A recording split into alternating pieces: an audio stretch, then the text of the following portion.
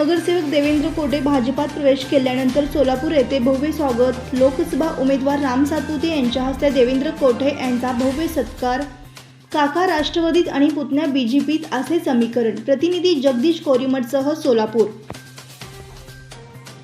आज उपमुख्यमंत्री देवेंद्र फडणवीस यांच्याशी भेटीगाठी चर्चा करून भारतीय जनता पक्षात प्रवेश केल्यानंतर सोलापूर येथील नगरसेवक आणि माजी महापौर महेश कोटे यांचे पुतणे देवेंद्र कोटे यांचा भव्य सत्कार आज रात्री सोलापूर येथील सुशील रसिक येथील मंगल कार्यालयात नागरी सत्कार करण्यात आला। त्यावेळी माजी आमदार नरसिंह मेघजी तसेच नगरसेवक अमोल शिंदे आणि माजी महापौर कांचन यन्नम आणि इतर बीजेपी पदाधिकारी उपस्थित होते। राम सातपुते यांचे भाषण ऐकण्यासाठी हजारो भारतीय जनता पक्षाचे कार्यकर्ते खूपच उत्कृष्ट होते।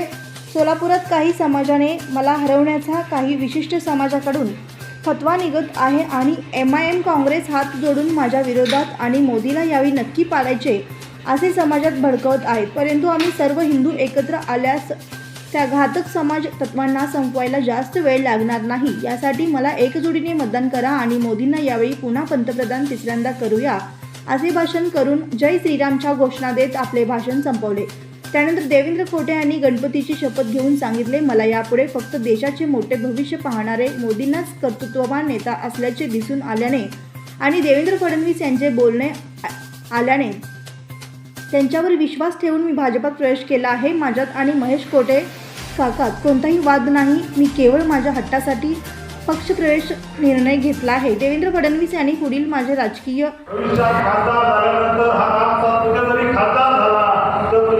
भाऊ म्हणून तुमच्या सोबत असेल आणि आपल्याला विश्वास देतो। मित्रांनो, सोलापूरची निवडणूक या ठिकाणी राम सातपुते विरोधात शिंदे ही अशी नाही आहे।